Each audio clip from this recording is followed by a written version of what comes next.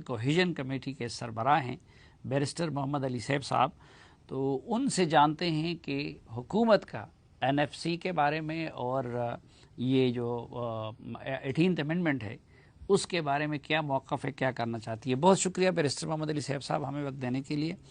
اور ابھی ہمارے ساتھ موجود تھے جناب ایمل ولی خان صاحب، اور وہ یہ کہہ رہے تھے کہ اس سٹیج پہ 18th امینڈمنٹ کو چھیڑنا ایک تو قومی یکجہتی کو پارا کرنے کی کے مترادف ہے، اور دوسرا وہ یہ کہہ رہے کہ ہم کسی صورت اس کو چھیڑنا نہیں چاہیں گے۔ تو کورونا کے کنٹیکسٹ میں جب اس وقت ہمیں قومی اتفاق رائے کی ضرورت ہے تو کیوں چھیڑنا چاہتی ہے حکومت اس طرح کے متنازع ایشوز کو؟ دیکھیں، جہاں تک تعلق ہے 18th امینڈمنٹ کا، پہلے تو صافی صاحب میں یہ بات واضح کر دوں کہ جب ہم 18th امینڈمنٹ کی بات کرتے ہیں تو ہمارے سامنے ایک چیز کلیئر ہونی چاہیے کہ ہم کسی آسمانی صحیفے یا کسی مذہبی مقدس کتاب کی بات نہیں کرتے۔ ہم ایک آئینی ترمیم ہوئی ہے 2010 میں، اس کے حوالے سے ہم بات کرتے ہیں۔ تو جب ہم یہ بات کرتے ہیں تو ہمیں آئینی طور پر اور جو ہے کیا کہتے ہیں اس کی جو قانونی جو پہلو ہیں، اور اس کے ساتھ پھر جو اس کے سیاسی اثرات ہیں ان کو مد نظر رکھتے ہوئے ہم نے بات کرنی ہے۔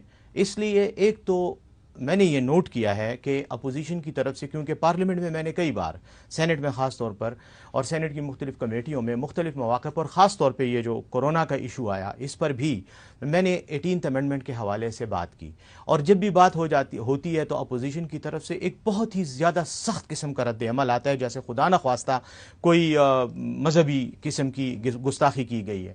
میں یہ سمجھتا ہوں کہ یہ رویہ، پہلے تو اوور آل میں بات کروں گا کہ یہ کوئی جمہوری رویہ نہیں ہے، یہ کوئی آئینی رویہ نہیں ہے، یہ کوئی پارلیمانی رویہ نہیں ہے۔ ہر چیز جو ہمارے آئین میں ہے یہ اوپن ٹو ڈیبیٹ ہونی چاہیے، اس پہ بات ہونی چاہیے، اور پھر فیصلہ ٹھیک ہے کنسنسس سے ہی ہوگا، فیصلہ میجورٹی سے ہی ہوگا، لیکن بات کرنے میں میرے خیال میں رکاوٹ نہیں ہونی چاہیے، پہلی بات۔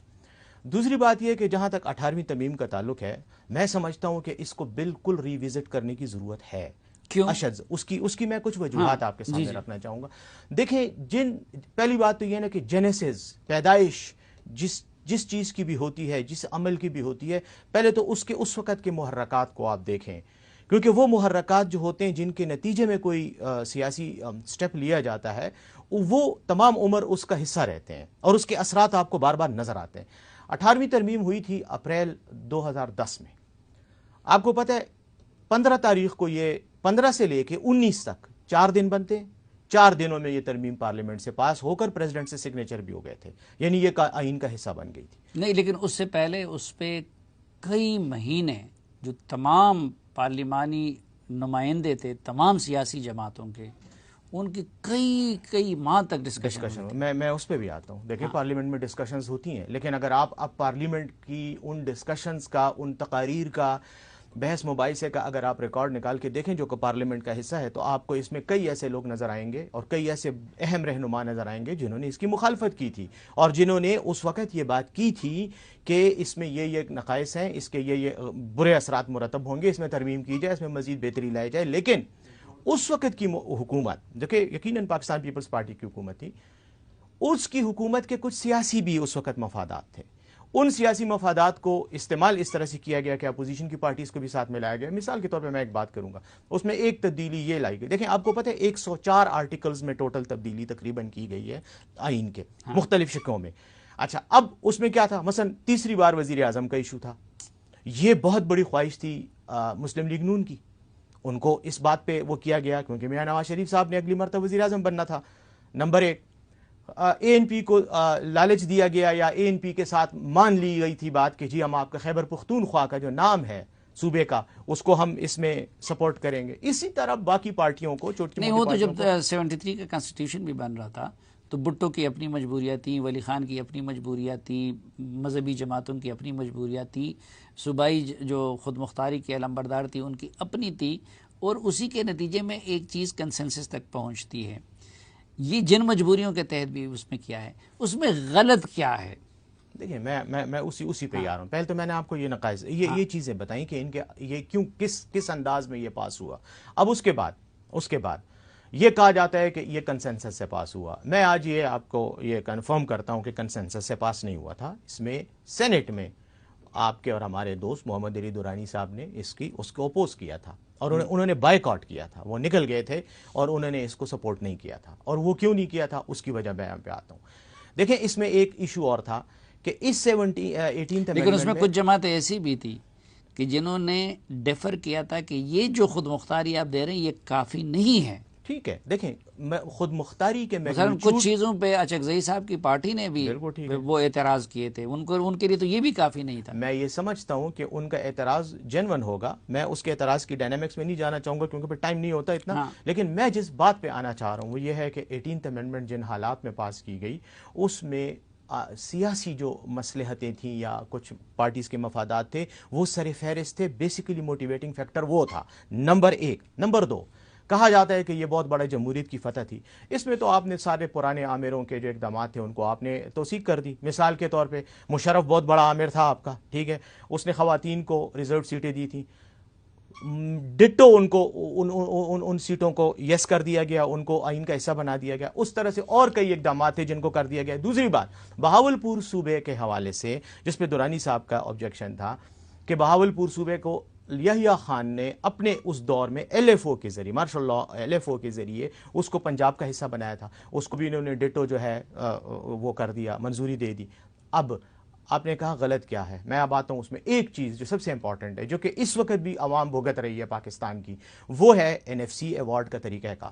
نیشنل فائنانس کمیشن آرٹیکل 160 اچھا نہیں، اس پہ الگ سے بات کرتے ہیں، لیکن پہلے دیکھیں وہ لوگ یہ کہہ رہے ہیں، مثلا ابھی احمد ولی خان سے بھی میں نے کہا نا کہ آپ نیتوں کا حال تو اللہ جانتے ہیں. انہوں نے کہا نہیں، وہ دیکھیں وہ کہتے ہیں کہ اس وقت یہ محمد علی دورانی جیسے لوگوں کو آگے کیا گیا تھا اور اب محمد علی سیف جیسے لوگوں کو آگے کیا گیا ہے، اور یہ وہی قوتیں ہیں جو پہلے بھی صوبائی خود مختاری کی مخالف تھی اور اب بھی، اور یہ بہانے ڈھونڈ رہی ہیں. تو اس وقت اس کو چھیڑنے کی ضرورت کیا تھی؟ یعنی آپ قومی اتفاق رائے کی کمیٹی کے سربراہ ہیں، تو کورونا کے کنٹیکس میں وہ قومی اتفاق رائے کو خراب نہیں کر رہی ہے بحث؟ میں یہ سمجھتا ہوں کہ بالکل نہیں کر رہی ہے.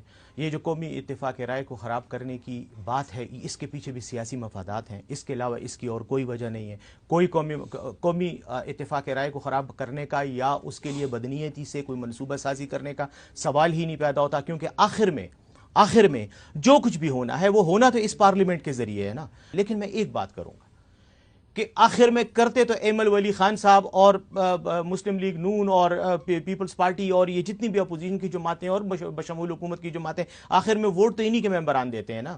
اب یہ کہنا کہ جی ہم نے ووٹ دیا کیونکہ ہمارے اوپر پریشر تھا، تو یہ تو بذات خود اپنی سیاسی کردار کی کمزوری کا ثبوت ہے کہ آخر میں ان جماعتوں نے وہی کچھ کرنا ہوگا جو آپ لوگ ابھی کرنے جا رہے ہیں. نہیں دیکھیں ابھی تو ہم کچھ بھی نہیں کرنے جا رہے. فرینکلی میں یہ بھی کہنا چاہ رہا ہوں کہ ابھی تک تو کچھ، ابھی یہ تو میں نے خود ذاتی طور پر 2-3 مرتبہ یہ ڈیبیٹ چھیڑی سینٹ کے اندر کہ اس پر بات ہو جائے اور اس کے جو مضمرات ہیں اور اس کے نتیجے میں جو سسٹم میں خرابیاں پیدا ہوئی ہیں ان کو کم از کم ڈسکس کر لیا. آپ نے اسٹوڈنٹس پالیٹکس کی ہے، آپ MQM میں رہے، آپ نے ماضی میں بھی وزارت کی ہے، اس وقت بھی آپ سینٹ کے کمیٹی کے سربراہ ہیں.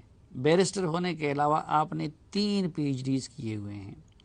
دنیا کے کوئی ایک ملک آپ مجھے بتا سکتے ہیں، مثلا آپ دیکھیں امریکہ میں اسٹیٹس کے پاس جتنی خود مختاری ہے، آپ مجھے صوبائی خود مختاری کا کوئی ایک نقصان بتا سکتے ہیں؟ اور ہم نے خود پاکستان آدھا کھویا ہے صوبائی خود مختاری نہ دے کر.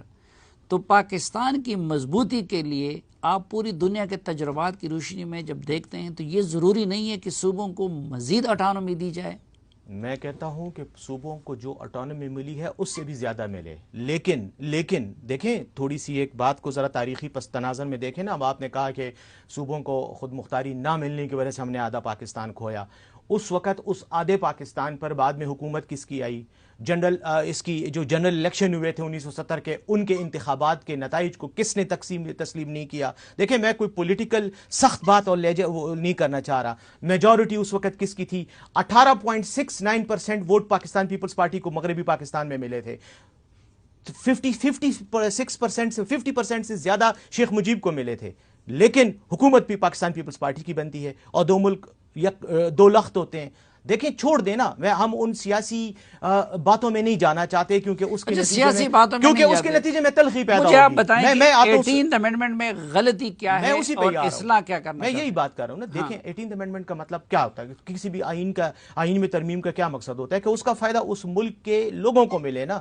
آپ مجھے یہ بتائیں 18ویں ترمیم سے سوائے صوبوں کو ڈیویزیبل پول میں جو پیسے ملے ہیں NFC کے تحت، سوائے اس کے، اور وہ پیسے کہاں استعمال ہوئے ہیں؟ کیا آج عوام پہ استعمال ہو رہے ہیں؟ آپ کسی بھی صوبے میں چلیں، ایک آدھ صوبے کی میں بات نہیں کرتا، آپ چلے جائیں اس وقت سندھ کی حالت دیکھ لیں. سندھ میں کیا صرف کراچی ہے؟ کراچی میں بھی لوگ مر رہے ہیں، کوئی صفائی نہیں ہو رہی، کہیں پہ کورونا سے مر رہے ہیں، اور سندھ کے علاقوں میں لوگ مٹھی میں اور کہاں تھرپارکر میں لوگ بھوک سے مر رہے ہیں. اس کے بعد اب آپ آ جائیں دوسری سائڈ پہ، آپ جنوبی پنجاب چلے جائیں، جنوبی پنجاب کی اب حالت دیکھ لیں. اگر تو صوبوں کو واقعی NFC کے نتیجے میں یہ 18ویں ترمیم کے نتیجے میں کوئی فائدہ ہونا ہوتا تو وہ فائدہ 10 سال میں نظر آ رہا ہوتا نا ہمیں. آپ کو پتہ ہے 0.8% علاقہ ہے. میری بات ہے نا، وہ خدا کے لیے ٹرانزیشنل پیریڈ 10 سالوں میں قومیں کہاں سے کہاں پہنچ جاتی ہیں؟ آپ کہتے ہیں ٹرانزیشنل پیریڈ ہے.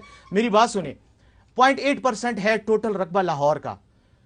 جتنا ڈیویزیبل پول میں NFC کے تحت پنجاب کو ملتا ہے، تقریباً سارے کا سارا لاہور پہ خرچ ہو گیا، کیونکہ صوبائی حکومتوں میں جو پارٹیاں برسر اقتدار تھیں کہ اصل جھگڑا پیسوں کا ہے. ابھی آپ دیکھیں NFC ایوارڈ میں بلوچستان سے جاوید جبار کو، ہمارے بھی دوست ہیں، پڑھے لکھے آدمی ہیں، لیکن بلوچستان سے ان کا تعلق نہیں ہے، وہ کراچی بیسڈ ہے. اسی طرح مشرف رسول صاحب کو وہ KP سے نمائندہ بنوانا، اس سے بھی لگتا نہیں ہے کہ دال میں کچھ کالا ہے. اصل چیز وہی ہے کہ صوبوں سے پیسہ چھیننا چاہتی ہے مرکز. نہیں، دیکھیں، کوئی مرکز پیسہ نہیں چھیننا چاہ رہی.